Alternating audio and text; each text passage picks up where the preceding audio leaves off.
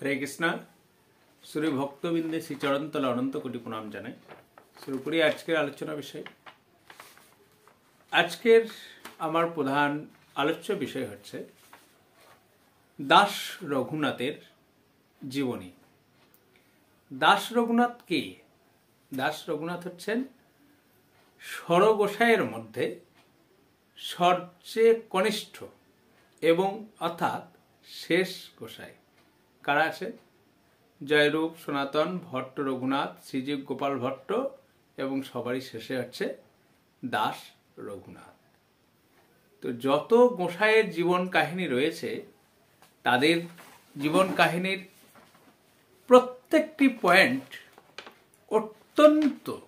অত্যন্ত দুর্বিষহ এবং তাদের সূক্ষ্মাতি সূক্ষ্ম যদি আপনারা চিন্তা ভাবনা করেন আপনারা চোখের জল আটকে রাখতে পারবেন না। এই যে দাস রঘুনাথ, এনার পিতার নাম ছিল ভূতনাথ। তিনি একজন সাধারণ মানুষ ছিলেন না। তার যা অর্থ তিনি ছিলেন জমিদার, অর্থাৎ তার যা অর্থ সম্পত্তি প্রতিপত্তি প্রভাব ছিল তা আপনারা চিন্তা করতে পারবেন না।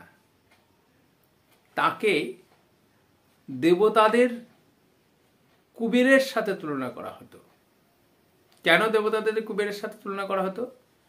কারণ দেবতাদের যে অর্থ সম্পত্তি তা গচ্ছিত থাকে কার কাছে? কুবের। আর এই জমিদারের এত অর্থ সম্পত্তি প্রতিপত্তি ছিল যার জন্য তাকে জমিদারদের কুবের বলা হতো, অর্থাৎ এত সম্পত্তি ছিল। তার একমাত্র সন্তান ছিল দাস রঘুনাথ। কাজেই দাস রঘুনাথের যখন ছেলেবেলা তিনি অত্যন্ত আদর যত্নে লালিত পালিত হচ্ছেন। এই দাস রঘুনাথের বাড়িতে একটি বিগ্রহ ছিল। সেই বিগ্রহটি ছিল সত্যনারায়ণ। সেই সত্যনারায়ণ পুজো করানোর জন্য, অর্থাৎ সেই মন্দিরের পুজো করবার জন্য তখনকার জমিদার তিনি সেই গ্রামেরই একজন ব্রাহ্মণকে দায়িত্ব দিয়েছিলেন।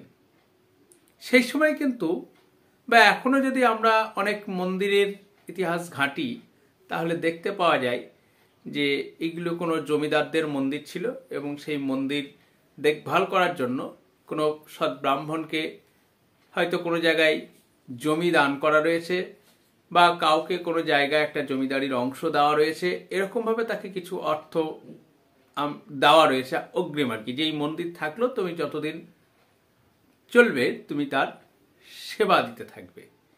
তো সেই মন্দিরে সেই ব্রাহ্মণ ঠিক করা ছিল, তিনি এসে নিয়মিত কি করতেন?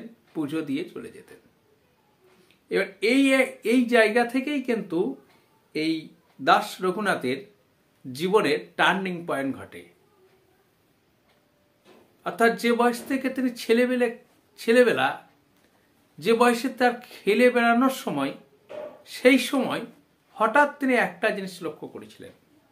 একদিন তিনি দেখলেন যে এই ব্রাহ্মণ যখন পুজো করছেন খুব তাড়াহুড়ো করছেন এবং যেন খুব তাড়াহুড়ো করে এখান থেকে চলে যাওয়ার চেষ্টা করছেন। এইবার কি হলো? এই দাস রঘুনাথ তাকে জিজ্ঞাসা করলেন যে আপনি কেন এত তাড়াতাড়ি করছেন আজকে পুজো সেরে? তখন এই দাস রঘুনাথ তাকে বললেন যে আজ আমার বাড়িতে একজন বৈষ্ণব আসবেন। এই বৈষ্ণব কে? না, এই বৈষ্ণব হচ্ছেন নামাচার্য ঠাকুর, অর্থাৎ হরিদাস। যে বৈষ্ণব লক্ষ হীরার মতো বেশ্যাকে ওই হরিনামে নামিয়ে তার যে আশ্রম ছিল সেই আশ্রমের দায়িত্ব তাকে দিয়ে তিনি নগরে নগরে পরিভ্রমণ করছেন। তার সেই হরিদাস তার বাড়িতে আসবেন এবং তিনি কি করেন? সেখানে নাম গুণকীর্তন করবেন। এই কথা শোনার পর এই দাস রঘুনাথ অত্যন্ত জেদ ধরেন যে তার সঙ্গে সে যাবে। তার পিতা ভূতনাথ জমিদারের একমাত্র সন্তান, অত্যন্ত আদরের সঙ্গে মানুষ হচ্ছেন, তার জেদ আর গ্লানো যাবে না। তো ভূতনাথ বললেন কি, এ ব্রাহ্মণ, আমার একমাত্র পুত্র সন্তান, সে আবার যেতে চাইছে কোথায়? না ব্রাহ্মণের সঙ্গে যেতে চাইছে। কি জন্য? না তিনি বৈষ্ণবের কাছে কথা শুনতে যাচ্ছেন। কাজেই আমার আপত্তির কিছু নেই, তুমি বরঞ্চ ওকে নিয়ে যাও, যদি না নিয়ে যাওয়া হয় তাহলে ওকে রাখা যাবে না। এই কথা শোনার পর বৈষ্ণবের সঙ্গে ব্রাহ্মণের সঙ্গে চলে গেলেন তার বাড়ি। কিসের জন্য? না নামাচার্য ঠাকুর অর্থাৎ পরম বৈষ্ণব হরিদাসের কথোপকথন শুনেন।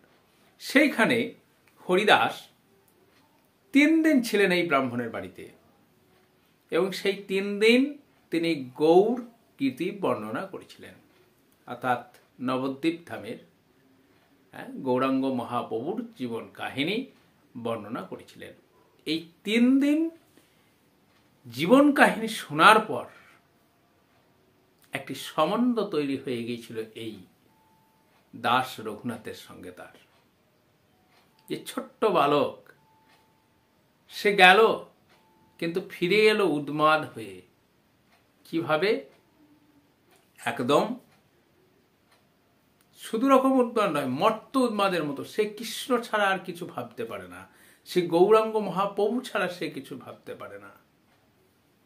আস্তে আস্তে একটু করে বয়স বাড়তে থাকে। পিতা ভূতনাথ অত্যন্ত চিন্তিত হয়ে পড়েন, এবং যাতে বেরিয়ে না যেতে পারেন তার জন্য বেশ যথেষ্ট পরিমাণে পাহারার ব্যবস্থা করলেন। পাহারা ব্যবস্থা করলেন ঠিকই, কিন্তু তার মনের মধ্যে যে প্রেমের জোয়ার উঠেছিল, যে ভাবধারা উদ্ভাসিত হয়েছিল, তাকে কি দমিয়ে রাখতে কিন্তু পারেননি।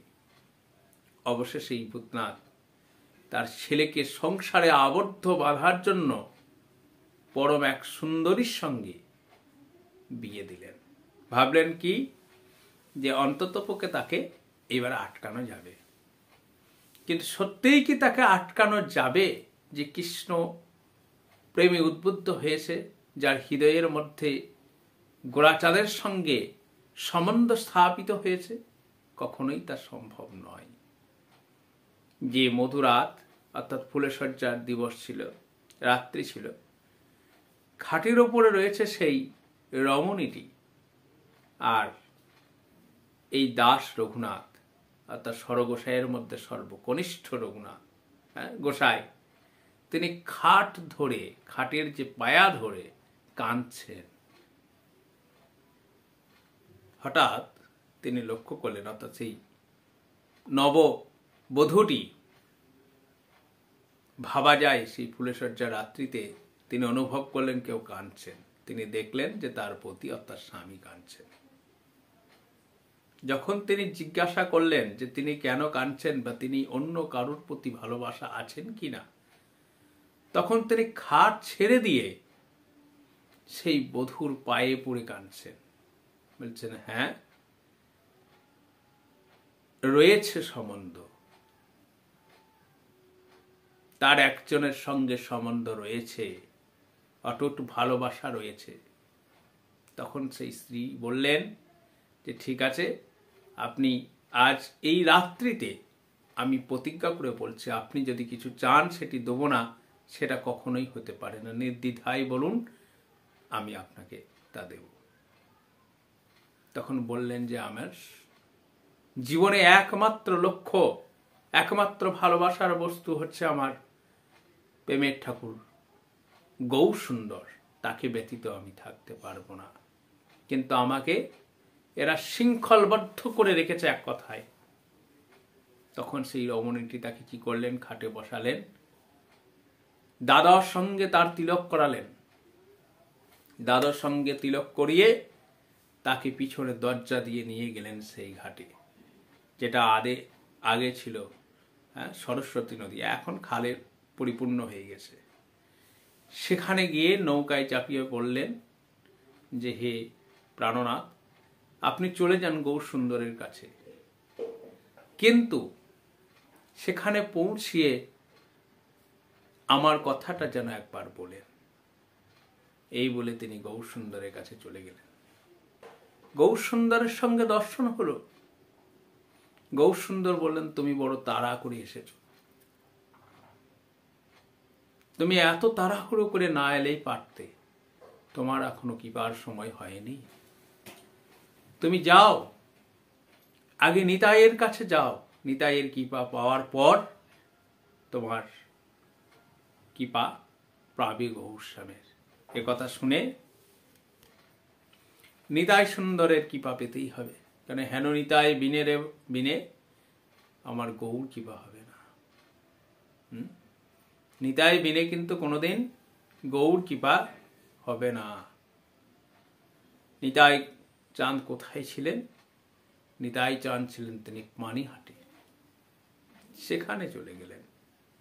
সেখানে যখন এই দাস রঘুনাথের সঙ্গে দেখা হয়, তখন নিতাই তাকে বলেন, এতদিন এসেছিস বেটা, আমার একমাত্র জীবনের সম্পদ শ্রী গৌর হরি রয়েছে, সেই গৌর হরিকেও তুই আমার কাছ থেকে চুরি করে নিয়ে যাচ্ছিস, এর জন্য তোকে দণ্ড পেতে হবে। দাস রঘুনাথ করজোড়ে বলছেন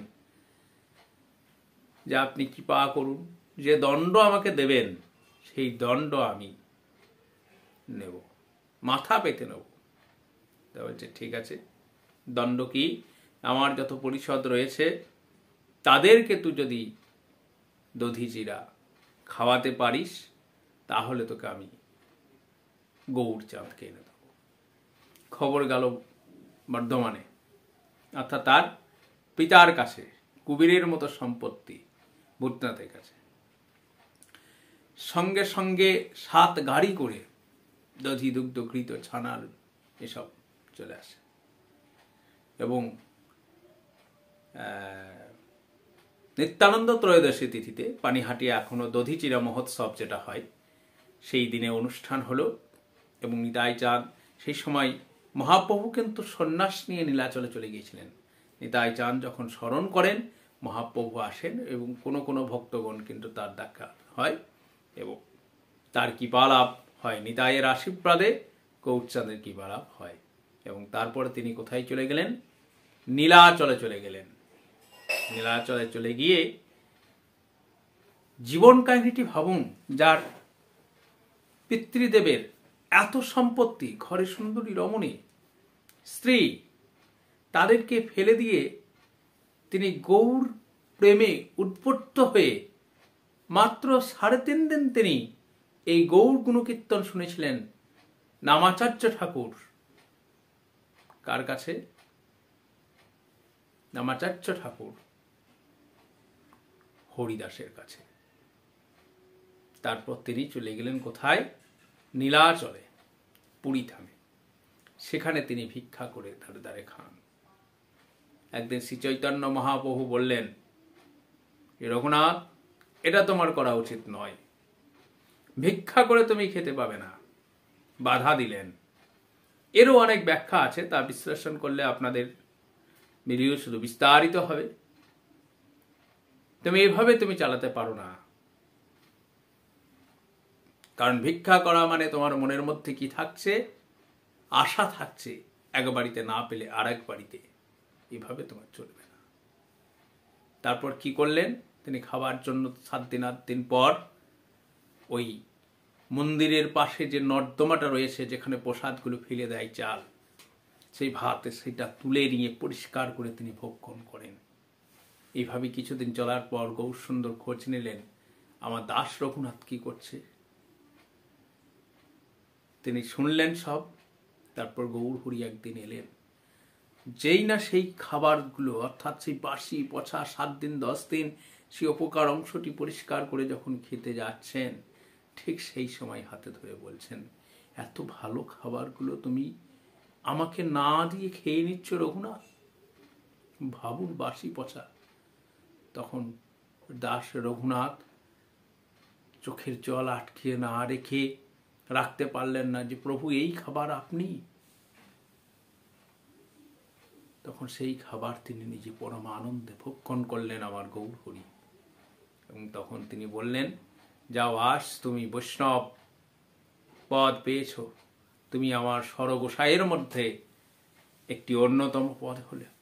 তারপর পুরী থেকে আরও অন্যান্য বৃন্দাবন ধামে চলে গেলেন এবং চৈতন্য মহাপ্রভু তাকে দুটি কাজ দিয়ে গেছিলেন, শ্যামকুণ্ড এবং রাধাকুণ্ড, এই স্থান দুটি তাকে উদ্ধার করার জন্য।